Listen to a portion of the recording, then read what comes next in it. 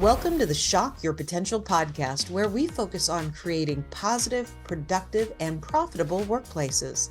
I am your host, Michael Sherlock. I am a leadership and sales expert, best known for being serious about business, despite what you may think by my appearance of often very colorful hair and sometimes crazy shoes. My guests bring a wealth of information that will support your career and your business, along with many pearls of wisdom to support balance in your personal and professional lives. Listen in as I have another amazing conversation with a guest who will certainly shock your potential.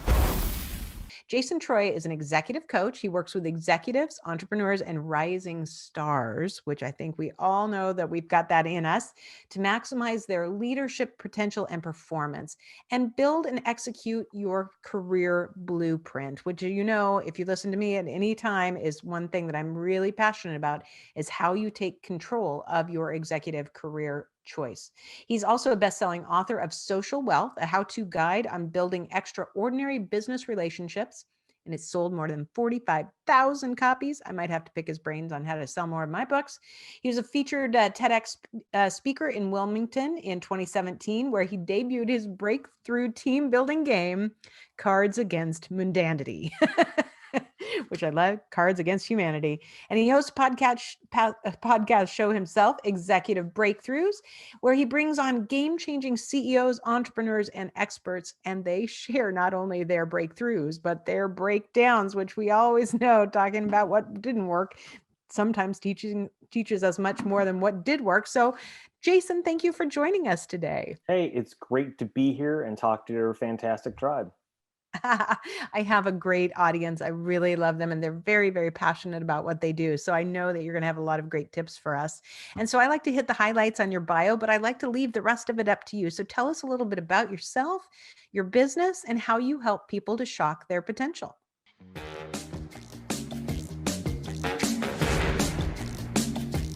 Like anyone's career is a windy road, how I ended up here, right? It's corporate America, went out to Silicon Valley. I got to work with Steve Jobs, with Mark Cuban, with the CEO of Netflix, and a lot of other people. So, right place, right time, opportunity. Some of it's fortunate.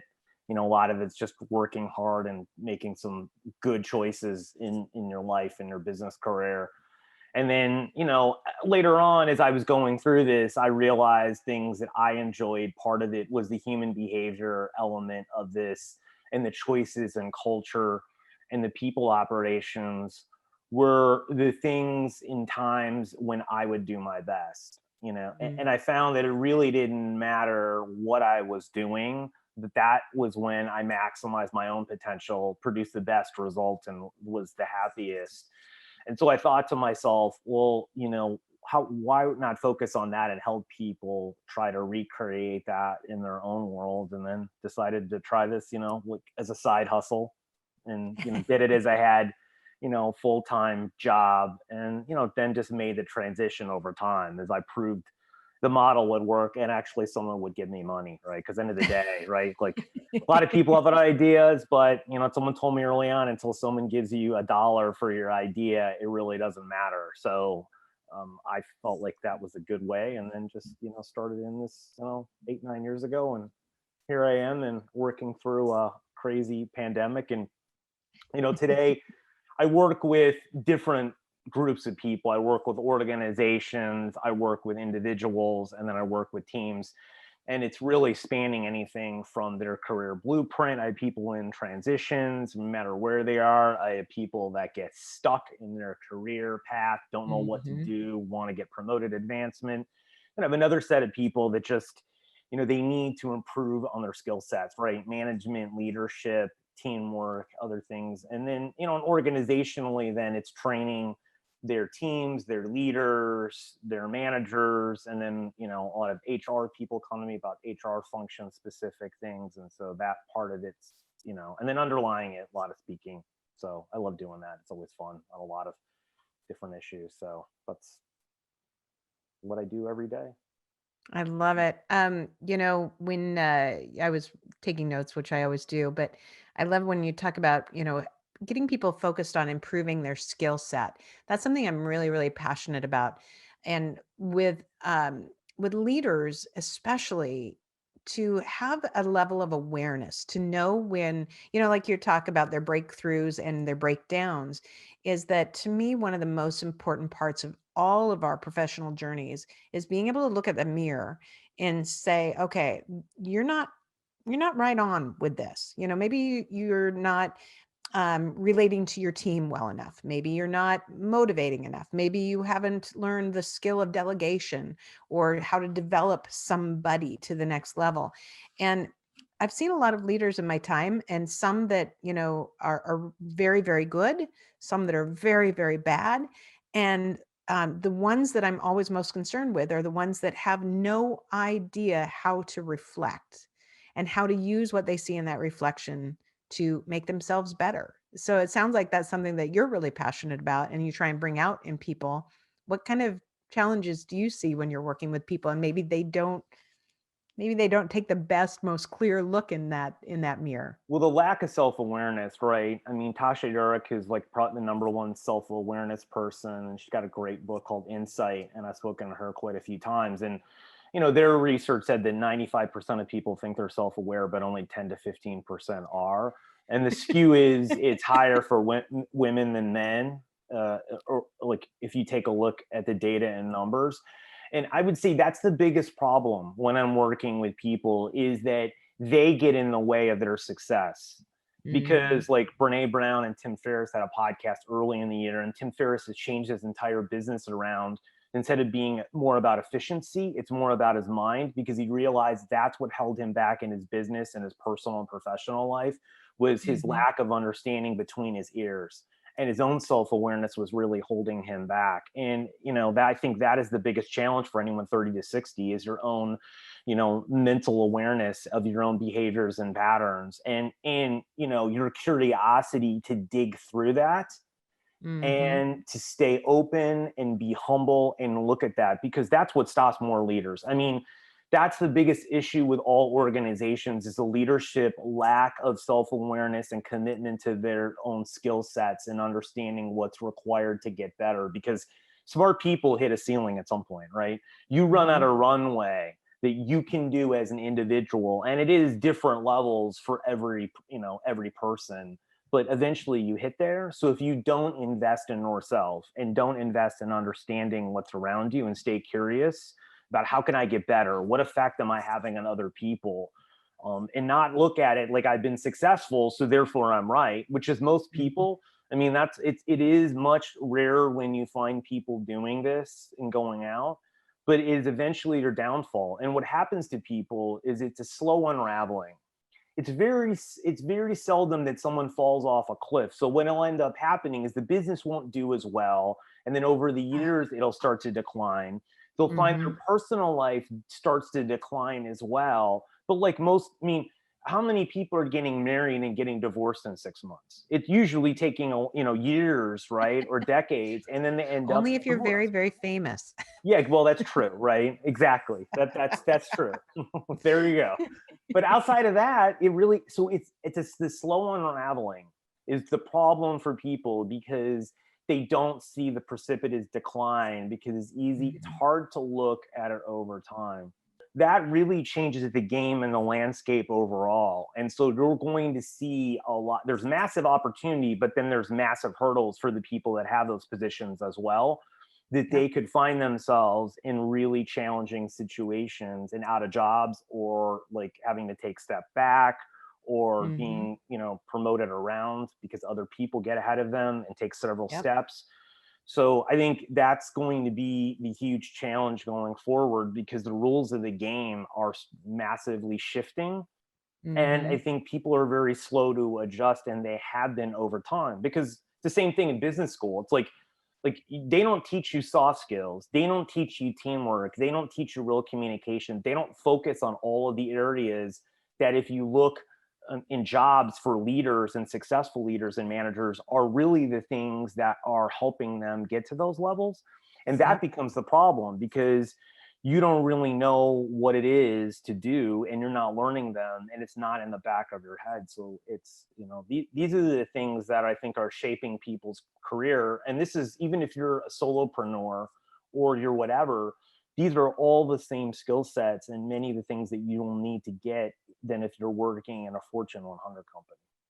Yeah, well, and you bring up so many great points, and I think about, since the change of COVID and having so many more people work remotely, the person who might have been the great motivating sales manager, for instance, and in there in the field and doing ride-alongs, well, when that changed, and even when things get more maybe like they used to be, it's still going to be different because you're not going to have that all the time.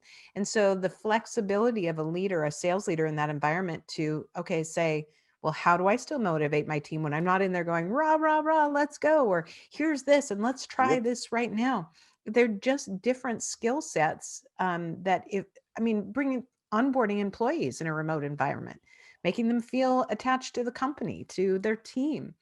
These are a different level of those soft skills than we've ever seen before, And especially at this level. I mean, certainly there's been a lot of remote yes. workforces, but at this level, these are game changers that can change somebody's career pretty quickly. And it comes down to performance, it comes down to profit, it comes down to Mhm. loss, it comes down to metric. These are all the things I'm bringing about it all metric related, right? And there's enough data correlating that to the bottom line effectiveness and efficiency, and that's the problem, right? Because if you don't onboard someone right, with every time you put a new individual in a team, you lower the overall performance. And they've looked Yeah. at this research, right? So the problem is what if you onboard someone properly and maximize them, it's a significant lift to your sales team if you're looking at that and what they're able to do and perform and actually make money on, or you're going to lower. And Hmm. really, all of these things, it's the same thing with hiring, right? It's, am I hiring the Hmm. right people? Am I creating, the right opportunities for my managers? Like, how are they doing their one-on-ones? How are they Right. managing their remote teams, right? Properly or not across the board? How are they looking at, because one of the other big issues I all the time here is poor communication across groups in an organization, whether it's 5 people, 10 people, or 10,000 people. It's really become difficult for people in order to like just collaborate and do teamwork and to have it go down to everyone else and work across. And so you're seeing a lot of managers having to put out fire drills, get all these phone Hmm. calls, right? And they're not really able to do their own work strategically. And so they're having to Hmm. look down in the organization and not look up. And Yeah. that causes Yeah. a whole another set of challenges because you're not really looking at what's coming next. You're just having to keep the wheels on the wagon more than ever. And so all of these things come into play more than ever because if you have people in a room, you can exert a lot more control. And there's a Hmm. lot more things because serendipitous conversations happen in the hallway, after Yeah. meetings, before people can walk into your office. So there's a lot more things that you can make up by chance and by luck. And when you're remote and you're not there with everyone every day, that doesn't happen like that anymore. That's So, true. so the people that can figure these things out have a distinct strategic advantage that goes to the bottom line of their business, Hmm. and they either have to learn it or other people will, and they'll outflank them and they'll take their market and they'll take their market share. And I see all the time, I've got clients who are tiny organizations that are able to outflank ones that are, I have a couple of organizations that are under 10 people that are consistently winning deals off of companies that are 50, 100, 500 people. Yeah. And all the time I say, well, 5 of you are better than them because you're completely coordinated and lockstep and all are doing the right things to be efficient and effective as a group. So you're going to continue to do this as long as you expand, you keep the same principles, values, skills, and priorities across the board. You can start to continually expand and start to grow, and you'll be highly efficient and effective. Yeah, and I think that just comes down to exactly what you said about the willingness to to work on your skill set and invest in your skill set. And I've heard a lot lately from people who are very dismayed because their organization has uh, I don't want to know if defund is the right word, but are not currently investing in training within their organizations because they're having to make tough choices in their businesses as well. And I had somebody say to me, I don't know what to do because, I can't go to conferences. So, my company tells me I'm important and my training's important, but they're not investing in me. And I said to this person, I said, when I started as a leader, when I was hired my very first employee eons ago, I didn't have a training department. There was no training budget. So what did I do? I bought books. I went to Fred Pryor seminars. I bought books on tape before, before they were books on tape, before there were podcasts. And I became a voracious learner for my own self because if I didn't even think somebody else is going to do it. And I really challenged this person to say, you've got to decide if you're going to invest in yourself, because regardless of whether your company does, you need to continue to improve. And if you're all sitting here and you've got 5 colleagues and you're all sitting there waiting for somebody to hand you a magic, training budget or to train, you to train your teams, you're all just going to be sitting there while things go on around you. But if you're the one versus your colleagues that says, okay, I'm going to do something about this. I'm going to motivate my team. I'm going to learn how to invest in myself.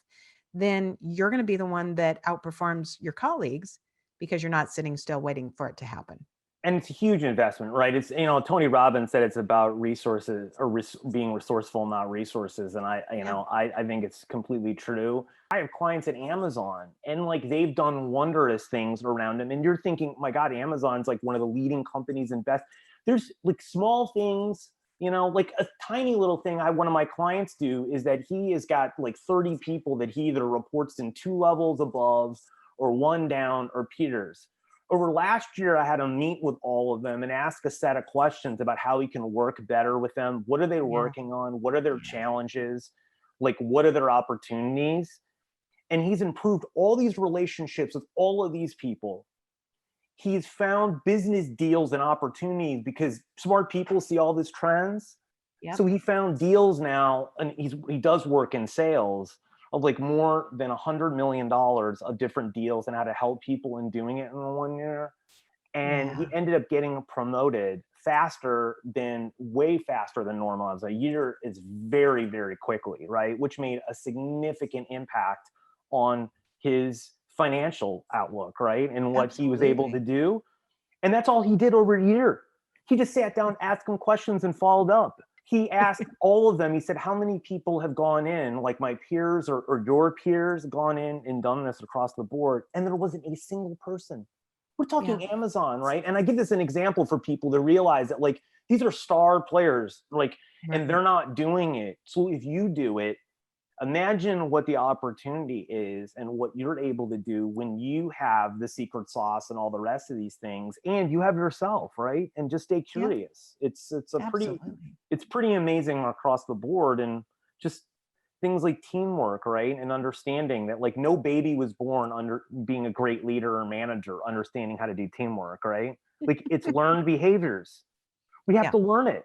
I think that's such a great example of, somebody really taking charge, not only of their own trajectory, but really proving around them not to make themselves better, not to be saying, hey, look at me, I'm great, but saying, how can I make you better? How can I make our relationship better? How can we make this company better? And those are the questions that elevate. And that's when I always ask people, what do people say about you when you're not in the room? So what words are they using behind your back to describe you versus what words do you want? And when you do things like that, then the things they're saying are like, did you know that Jason had this great idea? Oh, he had this great idea for me.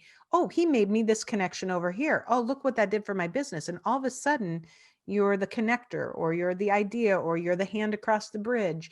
And those words being described about you as an individual, as a professional, those are game changers for somebody's career. They really are. And there's simple things to do. Like I have some people do how to work with me manuals, right? Like things that they put down, like, what are your pet peeves? Like, what's the best way to communicate with you, right? Like if you're in a bad day, what's one way to get you out of this, right? And set those questions. And I have Mm-hmm. managers that are using it with their teams. But Yeah. then I told them as well, use it with your clients, with your partners, with your Yes. boss, with your Yes. colleagues, and with the people that are above you, even if they don't give you one, Yeah. because you actually may get one from them, which sometimes happens. Or more importantly, they understand how to better interact with you, which helps Yes. your relationship with them. And Yes. so there's a lot like, and that stuff takes maybe like 30 minutes to fill out, and it can be a game changer for someone to do. So I'd say a lot, that's why a lot of these things are pretty simple for people to do. They're not hard, Mhm. right? Yeah. And they can make Yeah. a massive impact, because a lot of this stuff that we're talking about is comes from misunderstanding, guessing, Yeah. analyzing people, seeing people through your eyes, not through theirs, which is a lack of empathy, and a lot of other Mhm. things that cause us challenges when people are not like us and we don't Yeah. understand them. And when we do, it can be a game changer. And so you have to find ways to help yourself be in that place and help other people see you and work around their blind spots and their challenges, because Mhm. we know they're not going to invest in themselves. So you have to create tools and things to work around all this. Otherwise, even if you do and they don't, that won't necessarily help you. And so I think when you look at that and you understand that that's the difference between getting promoted, being successful, it's not your Mhm. IQ and how hard you work and your performance alone. Because if that were the case, then every great sales rep would be a great sales manager. And we know that's Right. not true, We know that's not true. right? So this isn't about all the things that people think it is. And the challenges for them is to realize that it starts with every person, and they have got to make a commitment to being curious and be a lifelong learner and invest in themselves. And then Mhm. success will come. It's not if, right? It's It will. will, because it's impossible, because the rest of the people around will not do it for a Mhm. lot of other reasons. And when you talk about training, some of the times too, you can go to HR department or the training or whatever and ask for money, and they'll often will give it to you if you show them a plan and things that you're doing, Right. even if they don't have it, or your boss or someone else, or they'll at least watch it and see it. And if you do it, you can go back a year later and try again. And if you've done Right. well, they often will give in and say, well, you know what? I mean, we want to invest in you because we see your progress and commitment. So you just Right. have to stay diligent, follow up, ask questions, and dig. And there is money to be found across the board that can be there. Now, it's not always going to be the case, right? But you got Right. to try. I mean, it doesn't Well, hurt. and even if they don't give it to you, sometimes if you say, "Okay, well, thank you, I appreciate it," and then you go back later and say, "By the way, I invested in this myself. Here's what it's meant for the organization. Here's what it's, meant Yeah. for me. Here's what it's done for the bottom line or the top line."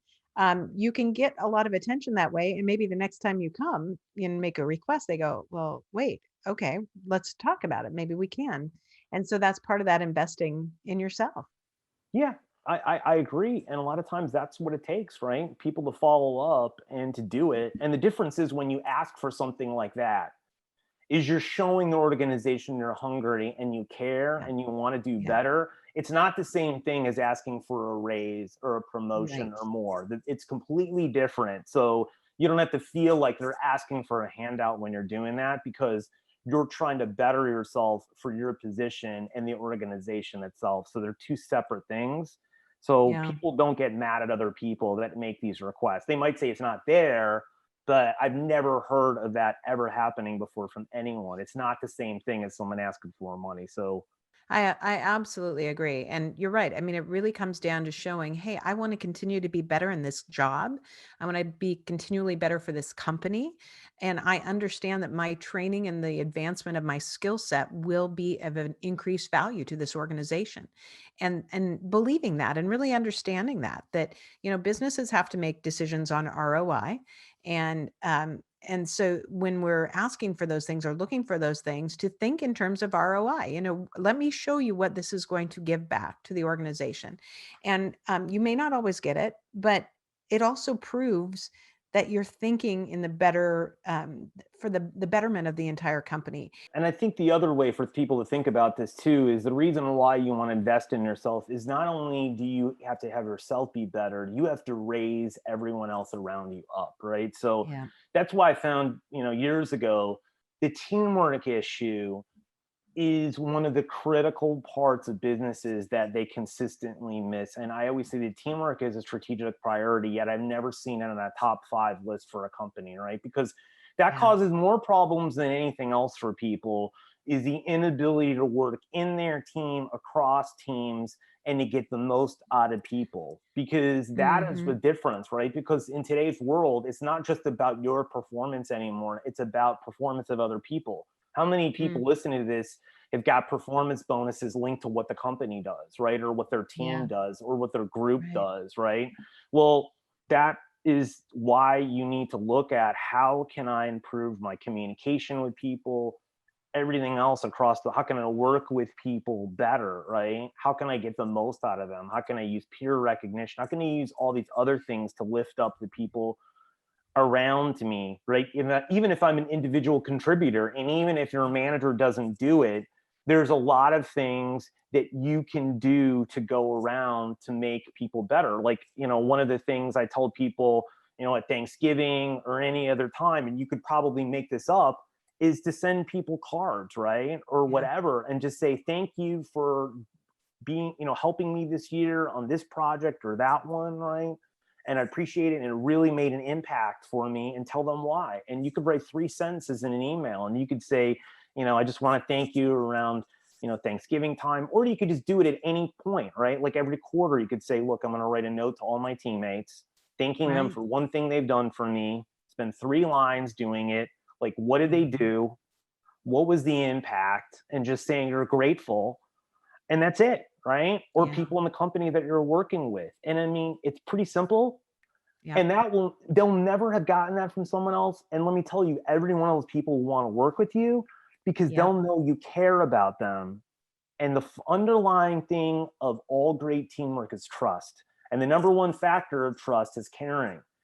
And Yeah. so that is your currency right now, is getting the most out of those relationships. And so it's looking at the little things. I invented the game Cards Against Mundanity for people because end of the day, I started to look at, I was reading a research report by Professor Arthur Aaron back in 1997, and he was saying on how he was trying to build interpersonal closeness between people. And I was reading a New York Times article about a woman fell in love and went to a bar, and she asked 36 questions to some guy in her first date. And I was like, well, any woman who could do that, that's pretty incredible, and get a guy in a bar to answer them and then marry him. Oh. So I clicked on it, thought it was clickbait. But it's a study, and people ask vulnerable questions to each other. And what happened over 45 minutes is 30% of the people formed the closest relationship in their life. And I started to realize after that the power of asking vulnerable questions to people is the Mhm. key to life and building great relationships super quick. And the key Right. thing is when you can ask questions of people, especially in groups that are vulnerable, everyone answers, like Cards Against Humanity. And what happens is once people share, they start to look around the room and everyone in their team, and they see, I thought that person was different. They're a lot like me. Because either they had a Yeah. similar experience or a similar emotion. And then you think, maybe I didn't get it completely right with them. And you see them through new eyes, and it Mhm. brings you closer together, and it opens the door to crack. And a crack is an opportunity that you have to see that everyone is similar. People, men, women, people of different races, Yeah. religions, doesn't matter. Fundamentally, everyone is the same. Well, when you see that, you break down differences in your mind. And now you create psychologically people and put them in your inner circle like you would in your Yeah. personal life. And they do the Yes. same for you. And what happens then? People are willing to communicate more, compromise, Yeah. work harder, they have your back, all the things that you'd want. And you can do it really quickly by asking a set of questions. So I invented the game, and like now 60,000 people or more have played it. And it's the same thing all the time. I play it's like one, Love two, it. three, mic drop, no matter who it is, no matter how small, virtually, video, audio, I even had some people do it over type out questions and do it, which I had never done before. And the results were really great, like even doing it that way. And the key thing is that when you start to know people, they open up, because Yeah. the only people who ever do that are the people that are closest to them. So you do that Yeah. at work. It's not that you have to have friends at work. It's not that you have to be best friends. And it's not like you have to know everything about them, but you have to know the experiences that make people up, because then you can work better with them and it makes it easier for you. So really, it's a way to also be selfish, because now you can work more effectively and efficiently and Yeah. work better with them in less time, because you know them. Plus, it's a lot more fun and it's a lot more enjoyment and fulfilling working with people that you actually care about, not maybe that you're friends with, but you care about, and they know they care about you. Who wouldn't want to work in an environment like that, right? Well, and especially, the more we are going to see people working remotely, because we know that Yeah. that's going to be a part of the future, and that's a way to build a bridge. And I think well, I can't remember if I shared this with you, but my entire team is remote. They're based out of Kenya, so we've got time differences, continent differences, and so when I have our weekly team meeting, I try and ask a kind of unique question. And the one I had most fun with is I said, okay, I want everybody to share their most embarrassing childhood story. And we got the funniest stories from people. And it was just this moment of, oh my gosh, that's hilarious. And usually when it's a child, I don't want to know your most embarrassing adult story, because that might be too much information. But as a Yes. child, those are innocent things, and they're moments where you're like, oh, I can't believe I did that. But they're charming and they're adorable. And one day then I asked everybody to share their favorite recipe, either to make or to eat, and why. And so we learned about, different family traditions and histories and things. So and after that, everybody's like, wanted to know each other's recipes, share each other's recipes. And, so as you build, you find these connections, those personal connections don't have to make sure you're best friends, but they can build bridges. Absolutely. All the things you just said that you do, like, they're like the root, and they solve all of the leaf on the tree problems I talk about with people all Yeah. the time. Yeah. And they do it in a very short period of time. And so I love that's it. where it goes back to, you've got to understand how to be a great leader, a manager, right? Your teammate, on teamwork, communication, and your own career blueprint of where you're going. And it's on you. You can't, help is not on the way. No one's going to do this work for you. And no one is going to give you some magical guide to figure this out. It isn't out there, because I've spent many years looking and trying to find, like, is there one place? And there isn't. So you've got to Yeah. invest, and you've got to start, and you got to do something, because you'll be in a much better place. Absolutely. Well, Jason, goodness gracious, we could keep talking forever. And we obviously covered a lot of ground. So I know we'll have all your contact information in the show notes, but in case somebody wants to look you up right now because they want to work with you or learn more about you, what's the best way for them to find you? So you can go to Jason, that's TREU.com, or you can go to cardsagainstmundanity.com and get a free download of the game. There's a paid card version as well, but either way, and then the website, and you can get all the information and more. Excellent. Well, before we go, do you have any last words of wisdom or pearls of advice for my listeners and viewers?